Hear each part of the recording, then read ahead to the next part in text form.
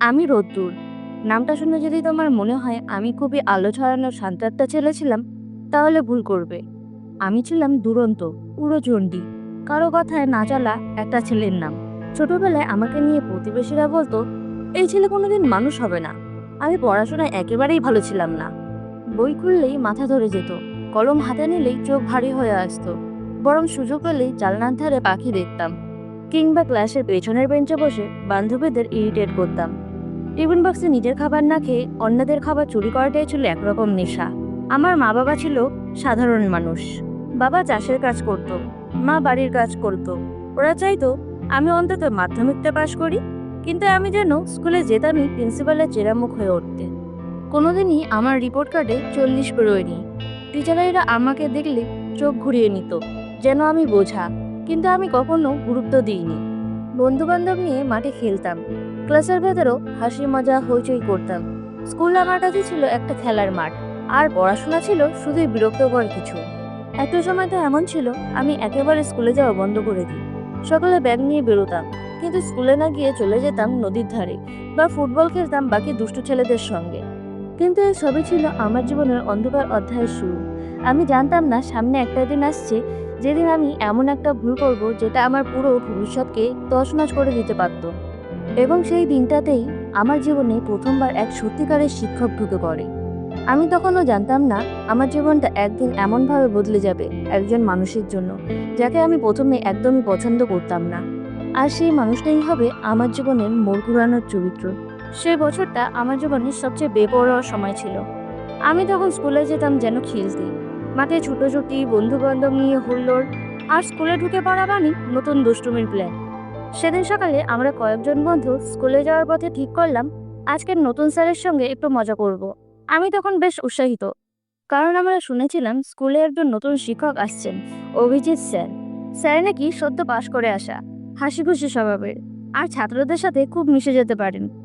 আমাদের মাথায় তখন ছিল না সম্মান, শুধু ছিল দেখি কতটা মজা করা যায় এই ভাবনা। আমার প্ল্যান ছিল এমন, স্যার যখন ক্লাসে ঢুকবে আমি পেছন দিক থেকে হঠাৎ দরজাটা ধাক্কা দিয়ে খুলে দেবো, আর বন্ধুরা সবাই একসাথে স্যার বলে চেঁচিয়ে উঠবে। তাতে স্যার চমকে উঠবেন, আর আমাদের হবে হাসতে হাসতে পেটে ব্যথা। সেই অনুযায়ী প্ল্যান শুরু হলো। স্যার দরজার সামনে, আমি ঠিক পিছনে লুকিয়েছিলাম। দরজা একটু খোলা ছিল। ঠিক স্যার ঢুকতেই আমি হঠাৎ জোরে ধাক্কা দিলাম। দরজাটা ধাক্কা খেয়ে এমনভাবে খুলে গেল যে স্যার সরতে পারেননি। ওনার সজোরে পায়ে লেগে গেল একটা ভারী শব্দ, আর সঙ্গে সঙ্গে স্যারের মুখে যন্ত্রণার চিৎকার। আহ! সব থেমে গেল। স্যার মাটিতে বসে পড়লেন, পা হাত দিয়ে চেপে ধরে কুঁকড়ে গেলেন। আমরা কেউ বুঝতে পারছিলাম না কি হলো। হাসি থেমে গেল, গলা শুকিয়ে আসছিল আমার। 2 মিনিটের মধ্যে খবর ছড়িয়ে পড়লো পুরো স্কুলে। আমি সেদিন জীবনে প্রথম বুঝতে পারলাম মজা কখনো কখনো অপরাধ হয়ে দাঁড়াতে পারে।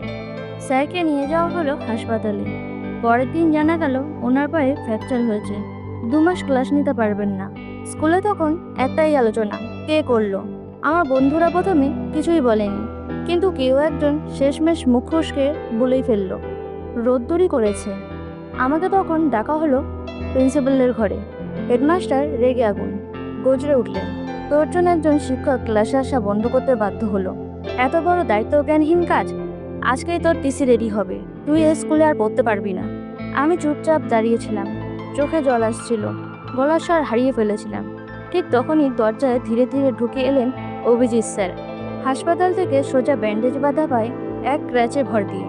আমি চোখ বড় বড় করে তাকিয়েছিলাম। তিনি তো আসতেই পারেন না, কিন্তু তিনি এসেছেন আমার জন্যে। তিনি বললেন, স্যার আমি জানি রোদ্দুর এটা ইচ্ছে করে করেনি, ও শুধু একটু মজা করতে চেয়েছিল। হ্যাঁ, ও ভুল করেছে, কিন্তু একটা ভুলের জন্য ওর ভবিষ্যৎটা নষ্ট করে দেবেন না। আমাকে একবার সুযোগ দিন ওকে গাইড করার। আমি বিশ্বাস করি এই ছেলেটা বদলাতে পারে। আমি থ হয়ে গেলাম। আমি যে মানুষটার পা ভেঙে দিয়েছি, যন্ত্রণায় কাতর করে তুলেছি, সেই মানুষটাই আজ আমার জন্য অনুরোধ করছে। প্রিন্সিপাল শেষমেশ বললেন, ঠিক আছে, আমার তোমার ওপর ভরসা আছে অভিজিৎ, কিন্তু আবার যদি এরকম হয় রোদ্দুরেরও জায়গা থাকবে না, আর তোমারও না। স্যার সেদিন আমাকে এক কোণে নিয়ে গিয়ে বললেন, ভুল করেছিস, কিন্তু আমি বিশ্বাস করি তুই ঠিক হতে পারিস। তুই শুধু একবার চেষ্টা কর, আমার ওপর ভরসা রাখ, আমি তোর পাশে আছি। সেদিন আমার চোখ দিয়ে নীরবে কান্না গড়িয়ে পড়ছিল। আমার জীবনে প্রথম কেউ ছিল যে আমার ভুলগুলো ক্ষমা করে আমাকে আবার দাঁড়াতে বলছিল। আর ঠিক সেখান থেকেই শুরু হয়েছিল আমার বদলানোর লড়াই। আমি ঠিক করেছিলাম বদলাবো। স্যারের চোখে যে ভরসাটা দেখেছিলাম সেটাকে মাটিতে মেশাতে চাইনি। কিন্তু একটা অভ্যাস, একটা স্বভাব, সেটা কি এত সহজে পাল্টায়? প্রথম দিন থেকেই শুরু হলো আমার লড়াই। বই খুলি, মন টেকে না। অক্ষরগুলো কেমন যেন দুলে দুলে ওঠে। অঙ্ক করতে বসি, মাথা গরম হয়ে যায়। আমার মনে তখন হাজারো রকম চিন্তা ঘুরছে। কে আমাকে নিয়ে কি ভাবছে? কে আমাকে হেসে বলছে রোদ্দুর পড়ছে নাকি? বন্ধুরাও আর আগের মতো নেই। তারা আমায় দেখে যেন অবিশ্বাস করে। কেউ কেউ আবার মজা করে বলে, এই ছেলেটা তো একদিন স্যারের পা ভেঙেছে, আজ আবার তার কাছেই পড়ে। আমি সেসব শুনতাম, কিছু বলতাম না। বলার মতো শক্তিও তখন ছিল না। অভিজিৎ স্যার ঠিক প্রতিদিনের মতো আমাকে পড়তে ডাকতেন। ক্লাস শেষে আমার পাশে বসে অঙ্ক বুঝিয়ে দিতেন, হিন্দির হোমওয়ার্ক লিখে দিতেন, এমনকি বাংলার কবিতা মুখস্থ করতে সাহায্য করতেন। কখনো বিরক্ত হননি, কখনো বলেননি তুই তো পারিস না। একদিন সন্ধ্যায় স্কুলের পর আমি একা মাঠে বসেছিলাম। স্যার এসে পাশে বসলেন, বললেন, কিরে, আবার মন খারাপ? আমি বললাম, স্যার আমি পারছি না, যতই চেষ্টা করি ভুল হয়ে যাচ্ছে, মাথায় ঢোকে না কিছুই। স্যার কিছুক্ষণ চুপ করে রইলেন, তারপর বললেন, একটা কথা বলি রোদ্দুর, জানিস আমি ছেলেবেলায় তোর থেকেও খারাপ ছাত্র ছিলাম। অঙ্ক দেখলে গা ঘিন ঘিন করতো, মাস্টারমশাইয়ের সামনে দাঁড়ানোর সাহস হতো না। কিন্তু একটা মানুষ বলেছিলেন, তুই যদি নিজের সাথে লড়তে পারিস তাহলে জীবনের সঙ্গে লড়তে পারবি। আমি সেই লড়াইটা করেছিলাম। এখন তুই কর, আমি আছি তো তোর সঙ্গে। আমি ওনাকে চুপ করে শুনছিলাম। সে প্রথম বুঝলাম আমি একা না। তারপর থেকে আমি প্রতিদিন একটা করে ছোট টার্গেট ঠিক করতাম। আজ একটা অঙ্ক ঠিকভাবে করব, কাল কবিতার প্রথম স্তবক মুখস্থ করব। আর প্রতিদিন স্যারকে বলতাম, আজ এটা করতে পেরেছি। স্যার তখন এমন হাসতেন যে আমি কোনো জয় ছিনিয়ে এনেছি। তবে আমার সবচেয়ে বড় লড়াইটা ছিল আমার নিজের ভেতরকার সেই পুরনো রোদ্দুরের সঙ্গে, যে বলতো, তুই তো পারবি না, এটা তো তোর কাজ না। আর আমি ধীরে ধীরে তাকে চুপ করাতে শিখেছিলাম। প্রথমবারের মতো আমি পরীক্ষার আগের রাতে পড়ার টেবিলে বসেছিলাম। আগে রাত মানেই ছিল চুপি চুপি সিনেমা দেখা কিংবা কোনো গেম খেলা। আর আজ আমি একটানা 3 ঘন্টা অঙ্ক কষে যাচ্ছি, বুঝে বুঝে, বারে বারে ভুল ধরে ধরে। স্যার বলেছিলেন, তুই যদি 50-এর মধ্যে 25 মার্কস আনিস, আমি ধরে নেব তুই সত্যি বদলেছিস। আমি ভেবেছিলাম, কি হতো যদি 30 বা 35 পেতাম? কেমন মুখে তাকাতেন স্যার? পরীক্ষার দিন সকালে প্রথমবার মনে হচ্ছিল আমি প্রস্তুত। টেনশন হচ্ছিল, কিন্তু ভয় লাগছিল না। প্রশ্নপত্র হাতে পেয়ে এক মুহূর্তের জন্য থমকে গিয়েছিলাম। অপরিচিত নয়, আমি পেরেছি, এই অনুভূতিটা নতুন ছিল আমার জন্য। আমি পুরো খাতা ভরে লিখেছিলাম। হ্যাঁ, কয়েকটি ভুল হয়েছিল, কিন্তু আমি প্রথম নিজেকে বলেছিলাম, তুই চেষ্টা করেছিস রোদ্দুর, এবার যা হবে তাতে আফসোস থাকবে না। কিন্তু জীবন যে এত সহজে জয় মেনে নেয় না, তা কি জানতো? পরীক্ষার 3 দিন পর ঘটে গেল সেই ঘটনা, আমার জীবনের আরেকটা ঝাঁকুনি। স্কুলে ঘোষণা হলো আমার অঙ্কের খাতাটা হারিয়ে গেছে। প্রিন্সিপালের অফিস থেকে আমাকে ডেকে বললেন, তোর খাতাটা পাওয়া যাচ্ছে না, মনে হচ্ছে তুই হয়তো জমাও করিসনি। আমি হতভম্ব। আমি খাতা জমা দিয়েছিলাম সবার সঙ্গে সময় মতো। আমার মাথা যেন ঝিমঝিম করে উঠছিল। আমি বললাম, স্যার আমি খাতা জমা দিয়েছিলাম, দয়া করে বিশ্বাস করুন। কিন্তু ওনার চোখে ছিল সন্দেহ। আগে তুমি এসব পরীক্ষায় ভালো করতেই না, হঠাৎ এত সিরিয়াস হয়ে গেলেন, সেটা তো ভাবার বিষয়। আমার কানে যেন বাজ পড়ছিল। এখন আমি সন্দেহজনক রয়ে গেছি। অভিজিৎ স্যার জানতো সবকিছু। তিনি বললেন, আমি জানি রোদ্দুর খাতা জমা দিয়েছে। আমি চাই ওর আবার আরেকটা অঙ্ক টেস্ট নেওয়া হোক, এবার আমার সামনে। ও যদি পাশ করে তাহলে বোঝা যাবে ও মিথ্যে কথা বলেনি। অঙ্ক স্যার কিছুক্ষণ ভেবে বললেন, ঠিক আছে, কালকে তোমার অঙ্ক টেস্ট হবে স্যারের সামনে। আমি সেদিন রাতে ঘুমোতে পারিনি। একদিকে রাত, কে আমার খাতা হারালো, অন্যদিকে ভয়, যদি পারি না। পরের দিন আমি এক চিলতে ঘরে বসে অভিজিৎ স্যারের সামনে অঙ্ক করছিলাম। ঘামছিলাম, কলম কাঁপছিল, কিন্তু হাল ছাড়েনি। একের পর এক অঙ্ক করলাম, আর খাতা শেষ করে এগিয়ে দিলাম। স্যার খাতা দেখে একটু হাসলেন, এই খাতাটা যেন চেনা চেনা লাগছে। তারপর প্রিন্সিপালকে বললেন, স্যার দেখুন তো, এ ছেলেটা কি মিথ্যে বলছে?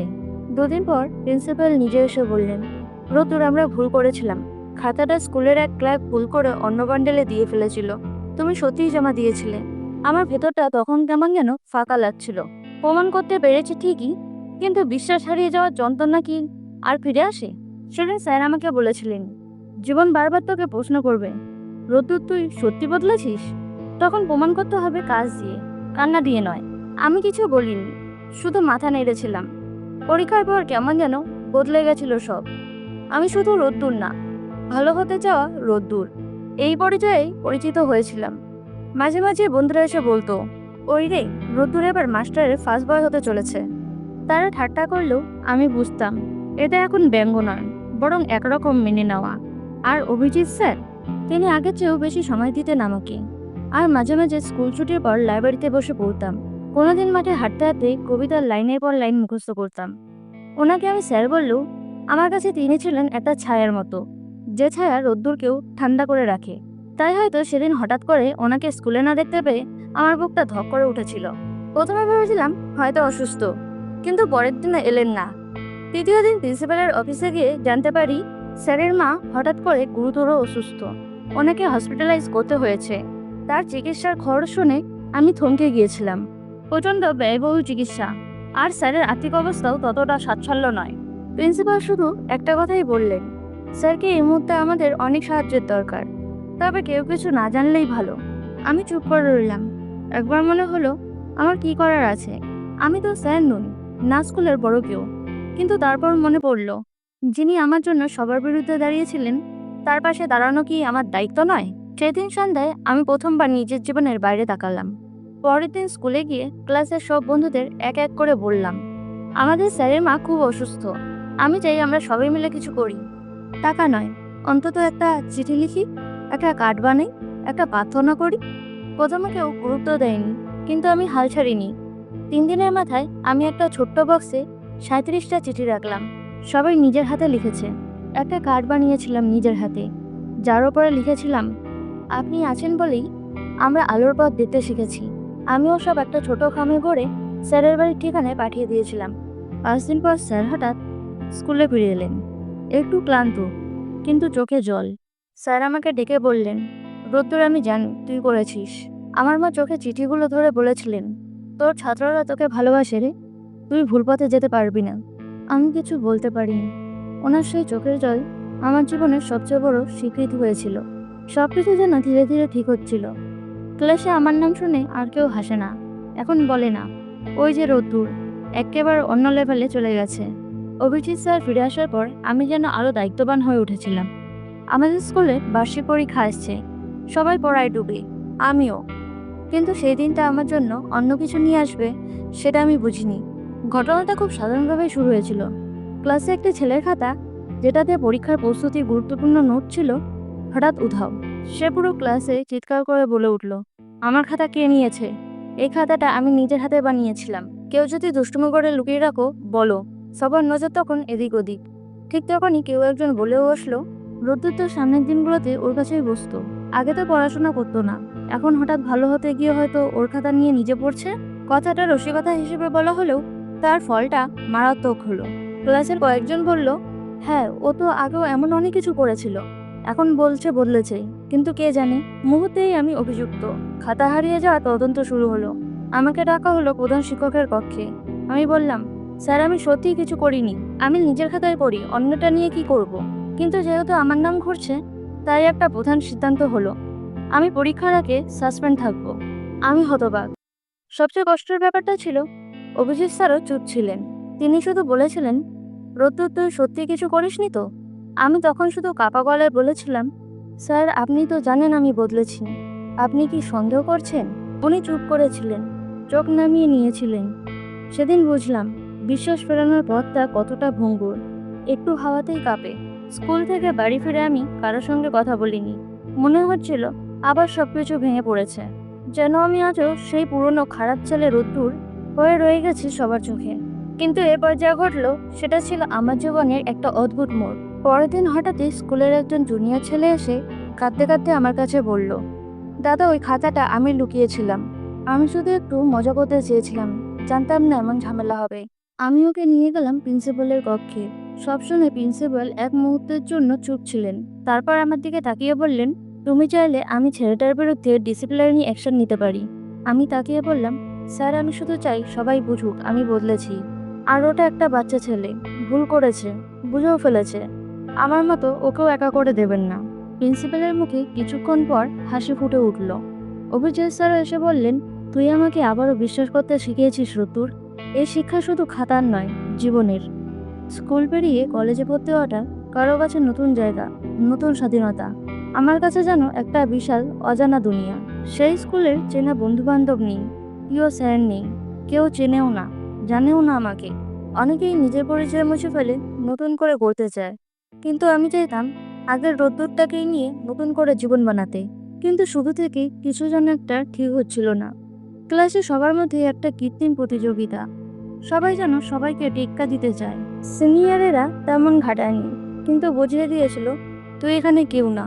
একবার তো একটা প্রেজেন্টেশন গ্রুপে কাজ করতে গিয়ে আমার অংশটুকু বাদ দিয়ে দিয়েছিল ওরা, কারণ তুই তো বাংলা মিডিয়াম, তোকে নিয়ে কি করব। সেদিন বুকের ভেতর কেমন যেন একটা ভাঙচুর হচ্ছিল। মনে হচ্ছিল ভুল জায়গায় এসে পড়েছি। স্কুলে যেমন বিশ্বাস ছিল, ভালোবাসা ছিল, এখানে যেন আমি আবারও হারিয়ে গেছি। সেই রাতে ডায়েরি খুলে কিছু লিখতে বসেছিলাম। হঠাৎ খেয়াল হলো বইয়ের তাকের কোণে একটা ছোট খাম রাখা। আমি ভুলে গিয়েছিলাম অভিজিৎ স্যার স্কুল শেষের দিনই আমাকে একটা ছোট খাম দিয়েছিল।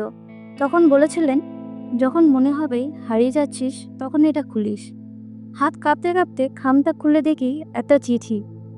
রোদ্দুর, তুই এখন বড় হয়েছিস, কিন্তু মনে রাখিস, বিশ্বাসের থেকেও বড় শক্তি নিজের প্রতি শ্রদ্ধা। সবার ভালোবাসা পাবি না, কেউ কেউ খারাপ বলবেই, কেউ দেখেও দেখবে না, কিন্তু তুই তো জানিস তুই কি। তুই রোদ্দুর, আলো ছড়াবি। যেখানেই থাকিস আশা রাখিস নিজের ওপর, আমি তোর ওপর রাখি। অভিজিৎ স্যার। চিঠিটা বুকের কাছে নিয়ে কান্না পেয়েছিল সেদিন। পরের দিন ক্লাসে প্রেজেন্টেশন ছিল, যেখানে আমাকে বাদ দেওয়া হয়েছিল। আমি ঠিক করলাম আমি একাই করব। নিজের মতো করে বাংলা ইংরেজি মিশিয়ে এক অসাধারণ উপস্থাপনা দিলাম। শুরুতে সবার মুখে ছিল হাসি, শেষ হতেই হাততালি। তখন প্রথমবার আমার কলেজের ক্লাসমেটেরা বলেছিল, তুই তো একদম আলাদা ভাই। আমি হাসছিলাম আর ভাবছিলাম, হ্যাঁ আমি আলাদা, কারণ আমার জীবনে ছায়া একজন এমন শিক্ষক হয়ে আছেন যিনি আজও আলো জ্বালাতে শেখান। কলেজে সবার মাঝে একটু একটু করে নিজের জায়গা তৈরি করতে শুরু করেছি। ক্লাসে সক্রিয় অংশ নিই, শিক্ষকেরা চেনে, বন্ধুরাও এখন আর টিপনি কাটে না। তবে ভেতরের আমি জানতাম এই চেনা জানার বাইরেও এক বড় যুদ্ধ অপেক্ষা করছে। সেমেস্টারের পরীক্ষা, আমার জীবনের প্রথম বড় পরীক্ষার মুখোমুখি হওয়া। আমি দিনরাত এক করে পড়াশোনা করলাম, এমনকি এক একটা সাবজেক্ট নিয়ে এতটা গভীরে গিয়েছিলাম যে নিজের খাওয়া দাওয়াটাও ভুলে গেছিলাম। নিজেকে প্রমাণ করার অদম্য ইচ্ছা যে আমাকে চালিয়ে নিয়ে যাচ্ছিল। এবং যেদিন রেজাল্ট এলো, আমি তাকিয়ে থাকলাম পদ্মার দিকে, নিজের নাম পাশে লেখা, ব্যাকলগ প্রো পেপার 2, মানে ফেল। আমি পুরো জমে গিয়েছিলাম, চোখের সামনে অন্ধকার, চোখে জল এসে যাচ্ছিল, কিন্তু ঘরের দরজা বন্ধ করে জোর করে নিজেকে শক্ত করছিলাম। এটা তো আমার গল্পের অংশ হওয়ার কথা ছিল না। আমি তো বদলেছি। নিজের ওপর রাগ হচ্ছিল, মন ভেঙে পড়েছিল। হঠাৎ ফোনে একটা মেসেজ এলো, রেজাল্ট দেখেছিস, মন খারাপ করিস না, তুই আবার পারবি। অভিজিৎ স্যার। আমি তো কাউকে বলিনি, কিন্তু স্যার বুঝেছিলেন। হয়তো আমি বদলেছি ঠিকই, কিন্তু স্যার বদলায়নি, আজও আগের মতো আছেন। আমি চুপ করে বসে থাকলাম অনেকক্ষণ। তারপর ডায়েরির একটা খোলা পাতায় লিখলাম, আমি একটা পরীক্ষায় ফেল করেছি, কিন্তু নিজেকে ফেল করতে দেব না। পরের দিন সকালে 1 ঘন্টা আগে কলেজে পৌঁছালাম। লাইব্রেরিতে গিয়ে ব্যাকলগ সাবজেক্টের সব বইগুলো খুঁজে খুঁজে বের করলাম। যেখানে আমি গিয়েছিলাম পড়ে যেতে, সেখান থেকেই উঠবাস শুরু। কেউ তখন বুঝতে পারিনি আমি আবার পরীক্ষায় বসবো, আর কেউ জানেও না। এবার শুধু রেজাল্ট বদলাবে না, রোদ্দুরও আরও এক ধাপ ওপরে উঠবে। কলেজের 3য় বর্ষে পড়ছি তখন। বাড়ি থেকে তেমন কোনো সাহায্য পাওয়া যায় না। বাবা মার সঙ্গেও সম্পর্কে এখন অনেকটা দূরত্ব। আর্থিক সাহায্য তো দূরের কথা, ফোনেও মাসে একবার কথা হয় নাকি সন্দেহ। তাই নিজের খরচ চালাতে একটা টিউশনই খুঁজলাম। কিন্তু একদিন এক সিনিয়র বলল, টিউশন দিয়ে কতই বা হবে, চল একটা কিছু করে ফেলি।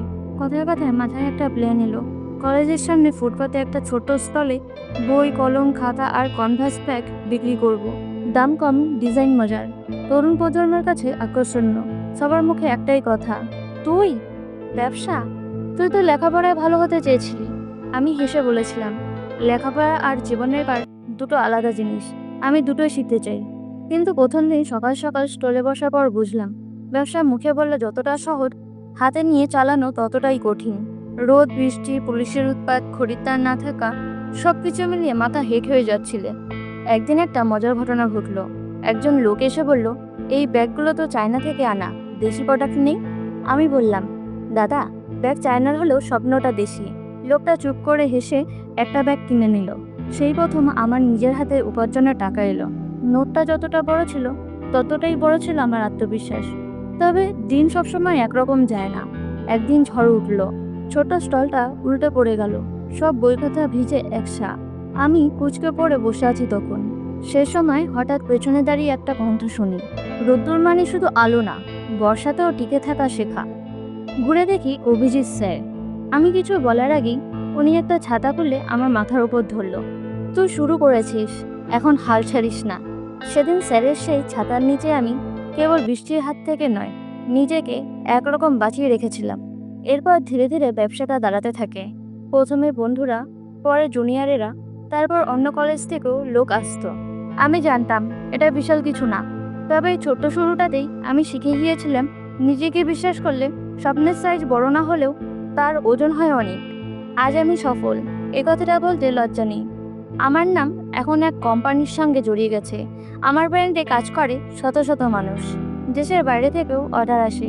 ব্যবসা বড় হয়েছে, কিন্তু মনে সেই রোদ্দুরটাই আছি। আজ একটা স্কুল থেকে নিমন্ত্রণ এসেছে। প্রাক্তনদের মধ্যে অনুপ্রাণিতর মুখ হয়ে বক্তব্য রাখতে হবে। ঠিকানা দেখে বুক কেঁপে উঠল। আমার স্কুল, আমার সেই পুরনো দুষ্টুমি করার জায়গা, সেই মাঠ, সেই ক্লাসরুম, ব্ল্যাকবোর্ড, করিডোরের বাঁকে দাঁড়ানো ভয় আর মজা একসঙ্গে মেশানো স্মৃতি। আমি গেট দিয়ে ঢুকতেই কয়েকটা ছোট ছেলে পাশ দিয়ে দৌড়ে গেল। একজনের গায়ে স্কুল ড্রেস নেই, বাকি সবাই হেসে বলল, রৌদ্রের মতো পাকা রে। আমি থমকে গেলাম। স্যারও তো আমাকে এমন বলতেন। অনুষ্ঠান শুরু হলো, মঞ্চে ডাকা হলো আমাকে। আমি মাইকের সামনে দাঁড়িয়ে কাপা গলায় বললাম, আমি কখনো প্রথম বেঞ্চের মেধাবী ছাত্র ছিলাম না। আমি ছিলাম সেই ছেলে যাকে সবাই বলতো দুষ্টু, অযোগ্য। কিন্তু একজন মানুষ ছিলেন যিনি আমাকে এই অযোগ্য অবস্থাতেও ছেড়ে দেয়নি। তিনি আমাকে মানুষ হতে শিখিয়েছিলেন আলো জ্বালাতে। তিনি ছিলেন আমার শিক্ষক, অভিজিৎ স্যার। কথা শেষ করেই আমি মঞ্চ থেকে নেমে গেলাম। কিছু খুঁজছিলাম, চোখ বারবার ঘুরছিল। অবশেষে দেখি করিডোরের শেষ মাথায় হালকা বেঁকে যাওয়া শরীরটা, সাদা পাঞ্জাবি, চোখে চশমা, স্যার দাঁড়িয়ে আছেন। আমার পা আর চলছিল না, কিন্তু আমি গেলাম, সামনে দাঁড়ালাম। স্যার একটু হেসে বললেন, তুই কি রোদ্দুর? আমার চোখ ভিজে গেল। মাথা নিচু করে বললাম, স্যার, আপনি তো বলেছিলেন আমি আলো ছড়াবো, তাই ছড়িয়েছি। আপনি যদি সেদিন ছেড়ে দিতেন, আমি আজ এখানেও থাকতাম না। স্যার কিছু বললেন না, শুধু আমার মাথায় হাত রাখলেন। সেই মুহূর্তে আমি একটা কথা অনুভব করলাম, সবচেয়ে বড় শিক্ষক তারাই, যারা আমাদের তখন ধরে রাখে যখন আমরা নিজেদেরই ধরে রাখতে পারি না। এতদূর দেখার জন্য ধন্যবাদ। আমি নমিতা, গল্পের নাম আমার শিক্ষক।